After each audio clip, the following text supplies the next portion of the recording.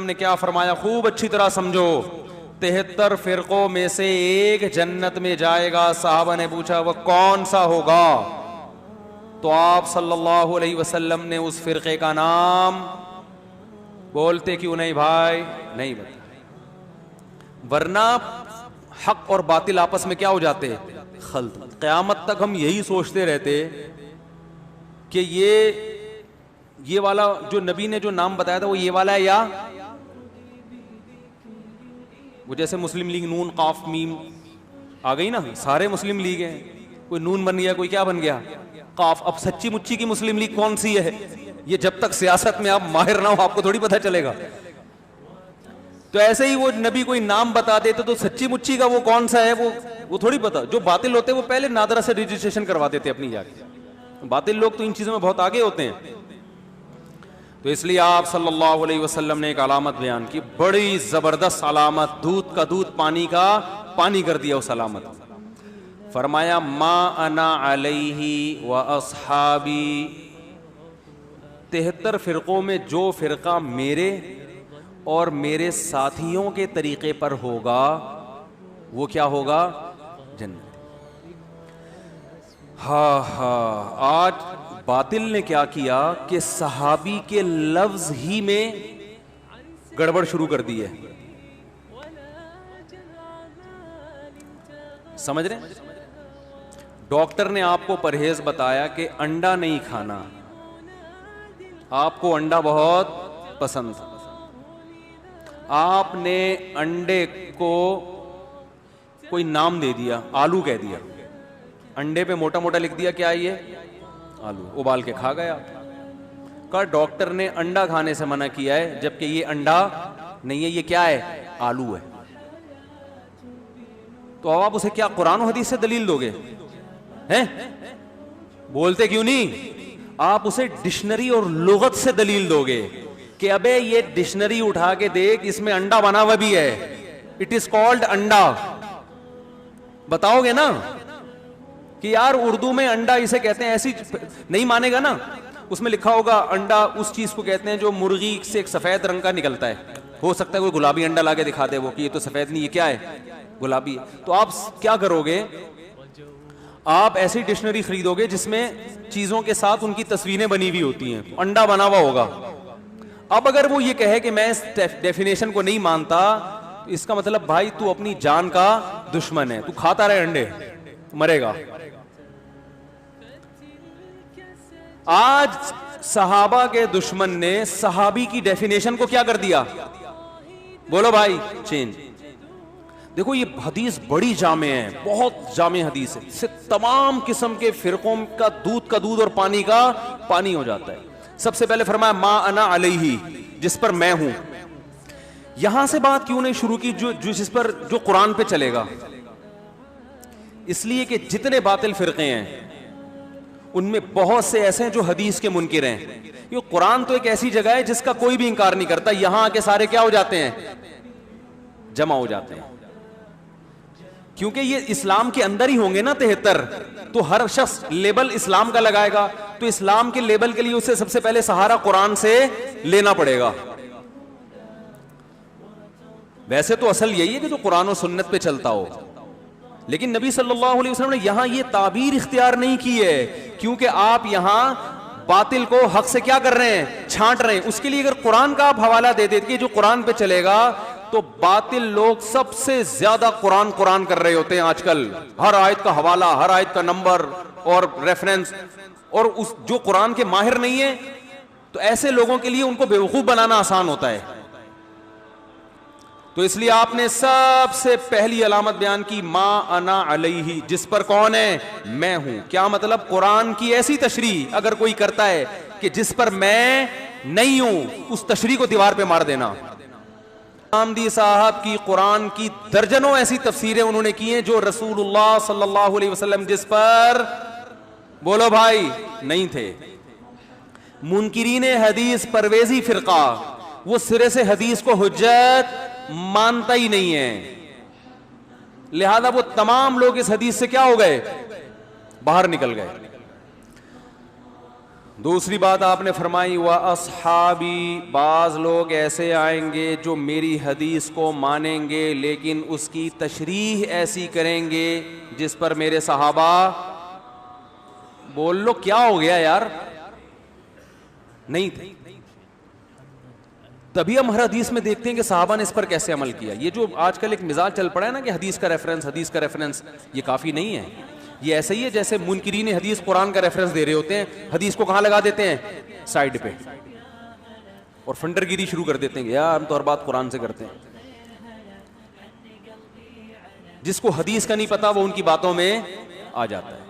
तो याद रखो, इसी तरह बाज लोग हदीसों के रेफरेंस याद करके बैठे हुए हैं लेकिन सहाबा को क्या कर देते हैं, साइड पे। मुशरिकीन मक्का ये कहा करते थे लौ कान खैरन मा सबकूना इलैहि, ये कुरान मजीद की आयत है कि इस्लाम अगर खैर होता, सीधा रास्ता होता, तो ये जो अरब के गरीब लोग, हजरत बिलाल हबशी, खब्बाब इब्ने अरत जैसे लोग, ये लोग हमसे पहल ना करते। यानी हम कौम के सरदार हैं, हम तो हर खैर में सबसे आगे होते हैं। तो ये अबू बकर, उमर, उस्मान, अली रजी अल्लाह अन्हुम, ये जो सहाबा है ना, ये हमसे पहले इस तरफ चले गए, ये इसकी अलामत है, ये खैर का काम नहीं है। क्योंकि हम तो अरब के सरदार हैं, हम तो बड़े लोग हैं, हर खैर में हम पहले आगे होते हैं। तो हमारा पीछे होना खुद इसकी अलामत है कि ये काम क्या है, जिस रास्ते पे ये चल रहे हैं ये गलत है। नहीं आ रही बात? ये उनका अकीदा था। हमारा अकीदा क्या है? अगर कोई खैर की चीज होती, वो कहते थे मा सबकूना, हम कहते थे लसबकूना, लाम ताकीद के लिए। अगर कोई खैर की चीज है तो सहाबा यकीनन हमसे पहल करते, नहीं की इसका मतलब इसमें खैर नहीं है। ये कुरान और हदीस के नाम पे बेवकूफ बनाया जा रहा है। बहुत मुश्किल है भाई, बहुत मुश्किल है। इस जमाने में बात समझाना पुलिस वालों को भी बहुत मुश्किल है। तो पुलिस से आप, पुलिस कैसे समझाएगी आप? तो आप बताओ, मुशरिकीन मक्का वाला अकीदा रखते हो या कुरान और सुन्नत वाला? मुशरिकीन मक्का कहते थे कि अगर इसमें खैर होती तो ये हमसे पहले ना जाते। कुरान ने मुशरिकीन के इस कौल को रद्द करने के लिए बयान किया। इसका मतलब कुरान बज़बान हाल ये कह रहा है कि इनका पहल करना इसकी अलामत है कि ये क्या है, खैर है। बहुत सी हदीसें इस वजह से रद्द कर दी जाती हैं कि साहबा ने उस पर अमल नहीं किया। मैं मिसालें देता हूं। नबी सल्लल्लाहु अलैहि वसल्लम ने कब्र पे शाख लगाई कि जब तक ये शाख हरी है अजाब कब्र नहीं होगा।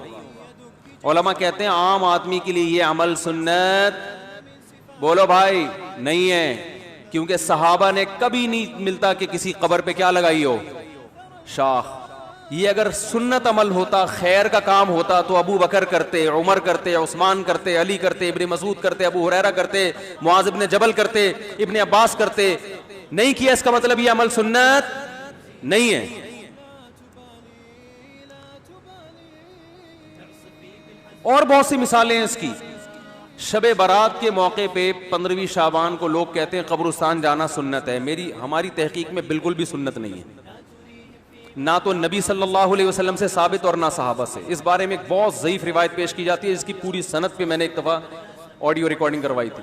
फर्ज कर लो वो हदीस सही है, हम अगर मान लेते हैं कि नबी 15वीं शाबान की रात को कब्रिस्तान गए, फर्ज कर लो, फिर भी ये अमल सुन्नत नहीं है।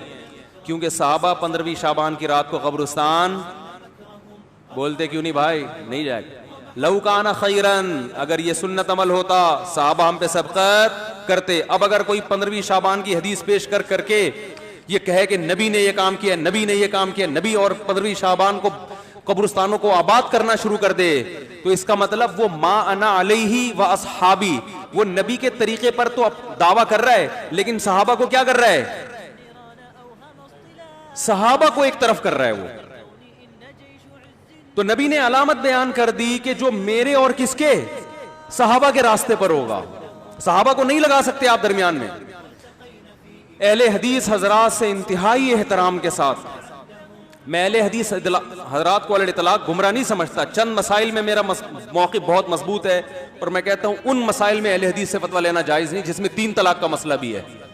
अगर नबी के दौर में इकट्ठी 3 तलाकें एक होती तो किसी एक सहाबी का तो इस पे फतवा होता,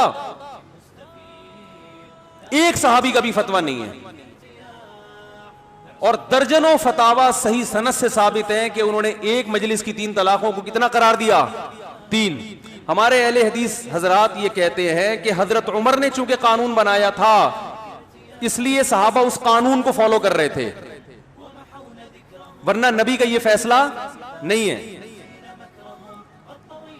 पहली बात तो ये बात ही गलत है, ये अकल इसको तस्लीम ही नहीं करती है कि बीवी के हलाल और हराम करने का इख्तियार किसके पास आ जाए, हजरत उमर के पास। दूसरी बात, ये फर्ज कर लो थोड़ी देर के लिए, जब कानून बना दिया, फर्जी है, हकीकत में नहीं बनाया कानून, कुछ भी नहीं है ऐसा, ये मुमकिन नहीं है कि अल्लाह जिस बीवी को हलाल कह रहा है हजरत उमर उसको क्या कर दें, हराम। ये मुमकिन नहीं, ये तहरीफ है दीन में, ये सियासत नहीं है। इतनी बड़ी तहरीफ का मुर्तकिब हजरत उमर होंगे कि मुर्तकिब हजरत, ये नामुमकिन है। और अगर हो रहे हैं तो सारे सहाबा उसको मान लें, ये भी ना। वो तो भाई कपड़ों पे एतराज किया करते थे, क्या उमर ये आपका इतना लंबा कुर्ता कहां से आ गया, माले गनीमत में तो इतना बड़ा कुर्ता नहीं मिला किसी को। वो सहाबा थे भाई, वो हमारी तरह थोड़ी थे। हमारे सियासी लोग क्या होते हैं, मशहूर हैं लोटे होने में, लुढ़कते रहते हैं कभी इधर कभी। वो सहाबा थे। हजरत उमर ने मिंबर पे ऐलान किया कि 400 दिरहम से ज्यादा किसी औरत का मेहर नहीं होगा, क्योंकि मेहर बहुत ज्यादा होना शुरू हो गया था। और यहां सियासतन पाबंदी लगाने की इजाजत भी थी, क्योंकि मेहर का ताल्लुक बीवी के हलाल या हराम होने से नहीं है। गवर्नमेंट जैसे चीजों के रेट मुतय्यन कर देती है ना, भाई आटा इससे ज्यादा नहीं बेच सकते, तो यहां सियासत की इजाजत भी थी कि भाई मेहर बहुत ज्यादा हो रहा है, लड़कियों की शादियों में मुश्किलात हो रही हैं, तो 400 से ऊपर पे पाबंदी, ये सियासी पाबंदी थी। इसको भी सहाबा ने कबूल नहीं किया। एक औरत खड़ी हो गई, मिंबर पे बैठे हुए हैं और पाबंदी लगा रहे हैं कि 400 दिरहम से ज्यादा नहीं। औरत खड़ी होकर कहने लगी कि ए उमर, कुरान में अल्लाह का इरशाद है, व इन आतयतुम इहदाहुन्ना किंतारन फला तअखुदू मिनहु शैआ, अगर एक औरत को सोने का पहाड़ भी मेहर में दिया हो तो कुछ भी वापस नहीं ले सकते। तो अल्लाह तो सोने के पहाड़ों का तस्करा कर रहा है और आप 400 से ज्यादा पर क्या लगा रहे हैं पाबंदी। हालांकि कुरान ने ये नहीं कहा था कि सोने का पहाड़ मेहर में देना चाहिए, वो तो एक मिसाल थी। लेकिन हजरत उमर ने जब ये आयत सुनी है एकदम खामोश हो गए और फरमाया, अख्ता रजुलन व असाबत इमरातुन, मर्द से गलती हुई और औरत ने सही बात कही। और मर्द भी कौन, जो खलीफतुल मुस्लिमीन है। फरमाया वो गलती कर रहा है और एक औरत क्या कह रही है, वो हक बात कर रही है। फौरन रुजू कर लिया अपने इस फैसले से। तो बताओ हजरत उमर अगर 3 तलाकों पे पाबंद कहते कि 3 ही होंगी, तो 20 औरतें खड़ी हो जाती कि हमारे मियां ने जब 3 दी हैं और हुई 1 है, और कुरान कह रहा है कि इकट्ठी 3 एक होती हैं, हालांकि कह नहीं रहा लेकिन खुद ही फर्ज कर लिया कि कह रहा है। तो आप कौन होते हैं हमें अपने शोहरों पर हराम करने वाले, हमारे घर उजाड़ने वाले। एक सहाबी नहीं खड़ा हुआ, खड़े हुए ना कोई औरत, कोई भी नहीं। तो इसका मतलब है मेरे भाई, ये मा अना अलैहि व असहाबी में से असहाब को क्या किया जा रहा है। 3 तलाक के मसले में आप असहाब रसूल को क्या कर रहे हो, एक तरफ कर रहे हो। तो ये बहुत बड़ा मसला है। एक गुमराही ये है कि आप सहाबा के अमल को दरमियान से निकाल दें। उससे बड़ी गुमराही ये है कि आप सहाबा को हुज्जत मानने से इंकार कर दें।